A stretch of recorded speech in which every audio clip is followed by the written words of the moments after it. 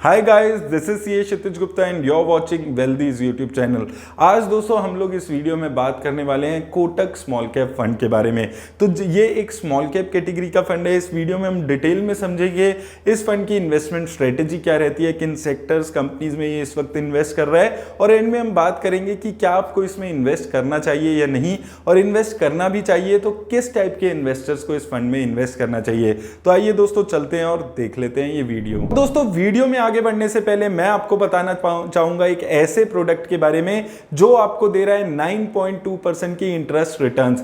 जी हां, 9.2% की रिटर्न्स, और ये फिक्स्ड रिटर्न्स होंगी। और यहां पर अच्छी बात क्या है कि आपको इन्वेस्ट करने के लिए बहुत ज्यादा अमाउंट की भी जरूरत नहीं है। मिनिमम सिर्फ 10,000 रुपीज से भी आप यहां पर इन्वेस्ट कर सकते हैं। मैं बात कर रहा हूं नवी के एनसीडीज की, जो लॉन्च किया है वेल्दी ने। एनसीडी का मतलब होता है non convertible debentures. It's like giving loan to a company. और यहां पर अच्छी बात क्या होती है कि ये जो डिवेंचर्स हैं ये इक्विटी में कन्वर्ट भी नहीं हो सकते हैं। पहले ऑलमोस्ट ऐसे डिवेंचर्स आते थे जो इक्विटी में कन्वर्ट हो पाते थे।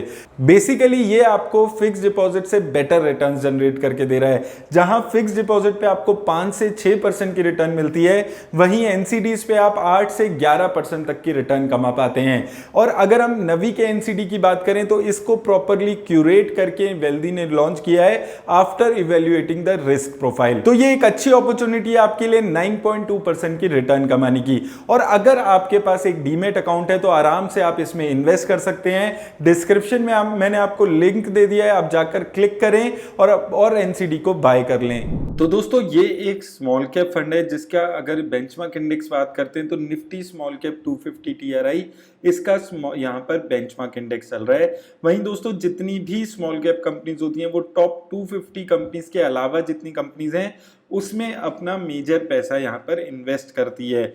उसके अलावा दोस्तों बात करें लॉन्च डेट की तो काफी पुराना फंड है ये। फरवरी 2005 से ये फंड चल रहा है, तो 15-17 साल पुराना ये फंड इस वक्त यहाँ पर हो चुका है। उसके साथ साथ दोस्तों अगर बात की जाए इसके फंड मैनेजर पे तो मिस्टर पंकज जी इस फंड को सिंस जनवरी 2010 यहाँ पर हैंडल कर रहे हैं। तो फंड भी काफी एक्सपीरियंस फंड है, काफी पुराना फंड है, और उसके साथ साथ जो फंड मैनेजर हैं वो भी काफी लंबे टाइम के साथ इस फंड के साथ जुड़े हुए हैं। तो ये भी एक काफी अच्छी बात यहाँ पर है। फंड की साइज की बात करें, एसेट अंडर मैनेजमेंट की बात करें तो 8,000 करोड़ से ज्यादा का फंड साइज अभी ये फंड हैंडल कर रहा है। तो फंड साइज के एंगल से भी बहुत ज्यादा अभी इसका एसेट अंडर मैनेजमेंट नहीं हुआ है, तो वो भी यहाँ पर एक पॉजिटिव चीज यहाँ पर दिखती है। अगर कंपनी की यहाँ पर बात करें मिड कैप का, तो लार्ज कैप कंपनीज में 3% पैसा, मिड कैप में 21% पैसा, और स्मॉल कैप कंपनीज में 67% पैसा ये फंड लगाकर चल रहा है। तो कंपैरेटिवली थोड़ा सा ज्यादा रिस्क है इस फंड में, क्योंकि ये फंड लार्ज कैप कंपनीज में कोई भी पैसा नहीं लगाकर चल रहा है, तो रिस्क ज्यादा ये फंड यहाँ पर लेकर चल रहा है। तो इस चीज का भी आपको यहाँ पर ख्याल रखना है। एग्जिट लोड की बात कर ले तो अगर आपने अपने डाला हुआ पैसे में से 10% तक पैसा एक साल के अंदर निकाला तो कोई एग्जिट लोड नहीं देना होगा, लेकिन 10% से ज्यादा पैसा अगर आपने एक साल के अंदर निकाला तो 1% का एग्जिट लोड यहाँ पर आपको देना होगा। वहीं दोस्तों बात कर लें इस फंड की रिस्क रेशियोज पे यहाँ पर, तो स्टैंडर्ड डेविएशन 18.73, शार्प रेशियो 1.56 और टर्नओवर रेशियो 6% के आसपास इस फंड की चल रही है। कैटेगरी एवरेज से इसको कंपेयर किया जाए तो तीनों ही रेशियोज यहाँ पर अच्छी नजर आती है। कैटेगरी एवरेज स्टैंडर्ड डेविएशन 19.86 है, तो कम स्टैंडर्ड डेविएशन ये दिखाती है कि फंड कम वॉलेटाइल है और एक स्टेबल फंड है। शार्प रेशियो ज्यादा है इस फंड की, तो शार्प रेशियो ये दिखाता है कि एक फंड कितना ज्यादा बढ़िया रिटर्न रिस्क के मुकाबले में दे रहा है, तो वो चीज भी काफी अच्छी यहाँ पर दिखती है। उसी तरह टर्नओवर रेशियो किसी भी फंड की ये बताती है कि एक फंड कितना ज्यादा पोर्टफोलियो में चेंजेस करता है। जितनी कम टर्नओवर रेशियो उतने कम पोर्टफोलियो में चेंजेस। तो तीनों ही जो रेशियोज हैं वो इस फंड की यहाँ पर अच्छी नजर आती हैं। सेक्टर एलोकेशन पे अगर यहाँ पे बात करते हैं तो सेक्टर एलोकेशन अगर आप यहाँ पर इसकी देखेंगे तो सबसे ज्यादा पैसा मटेरियल सेक्टर में है 16%, कंज्यूमर डिस्क्रिशनरी में 13%, केमिकल सेक्टर में 11%, उसके अलावा मेटल्स एंड माइनिंग 10% और कैपिटल गुड्स सेक्टर में भी 10% के आसपास पैसा यहाँ पर लगा हुआ है। तो यहाँ पर अगर आप सेक्टर एलोकेशन देखेंगे, मेटल एंड माइनिंग थोड़ा सा रिस्की सेक्टर लगता है। उसके अलावा जितने भी ये सेक्टर है majorly India theme based sector है और आने वाले 1-2 साल में मुझे लगता है कि यही सेक्टर है जो अच्छी रिटर्न्स यहाँ पर देने वाले हैं। तो अच्छा सेक्टर एलोकेशन यहाँ पर नजर आता है।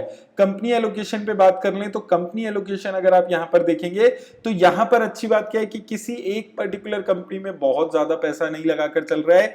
मैक्सिमम 4.64% पैसा किसी एक कंपनी में ये फंड लगाकर चल रहा है। और दूसरी अच्छी बात क्या है कि यहाँ पर दोस्तों जितनी भी कंपनीज आपको देखने को मिलती है, जब भी हम इस फंड का रिव्यू करते हैं तो मेजरली यही कंपनीज इसके पोर्टफोलियो में यहाँ पर देखने को मिलती है। तो वो भी एक अच्छी चीज यहाँ पर इन कंपनीज में नजर आ रही है। वहीं दोस्तों रिटर्न्स पे यहां पर बात कर लें तो रिटर्न्स के मामले में भी काफी अच्छा ये फंड अभी यहां पर नजर आता है। हालांकि एक साल में सिर्फ 6% की रिटर्न इस फंड ने दी है, लेकिन अगर आप 5 सालों में देखेंगे तो 5 सालों में 20% की रिटर्न दी है। आपके लगाए हुए 10,000 रुपए इसने 24,000 के आसपास बना दिए हैं। और अगर आपने जनवरी 2013 में इस फंड में 10,000 रुपीज लगाए होते तो वो पैसा इस फंड ने आपका 62,000 के आसपास बना दिया है। तो 21% की रिटर्न सिंस यहाँ पर जनवरी के हिसाब से दिख रहा है। और सिर्फ एक साल की पीरियड अगर आप छोड़ दें, उसके अलावा जितना भी पीरियड है वहां पर अच्छी रिटर्न्स आपको देखने को मिल रही है। एक साल में दोस्तों अगर आपको पता है तो रिटर्न्स ओवरऑल ही मार्केट में अच्छी नहीं आई है, तो वो इम्पैक्ट इस फंड के ऊपर आते हुए नजर आता है। उसके अलावा बात कर लें अगर हम इसकी SIP इन्वेस्टमेंट की तो वो भी काफी अच्छी खासी दिखती है। 5 सालों में 1,000 रुपीज की इन्वेस्टमेंट अगर यहाँ पर आपकी हो रही है तो 5 सालों में 60,000 की लागत इस फंड ने आपकी 1,21,000 के आसपास बना दी है। 5 सालों में 29% की रिटर्न यहाँ पर इसने दी है, 3 सालों में 40% की, 2 साल में 29% की और 1 साल में SIP में 11% के आसपास की रिटर्न ये फंड यहाँ पर दे रहा है। तो यहाँ पर SIP में भी एक अच्छी रिटर्न्स ये फंड देता हुआ नजर आ रहा है। लेकिन दोस्तों जैसे कि हम हमेशा बात करते हैं कि किसी भी फंड को जज करना है तो ये देखना बहुत ज्यादा जरूरी है कि क्या वो फंड अपने बेंचमार्क इंडेक्स को बीट कर पा रहा है या नहीं।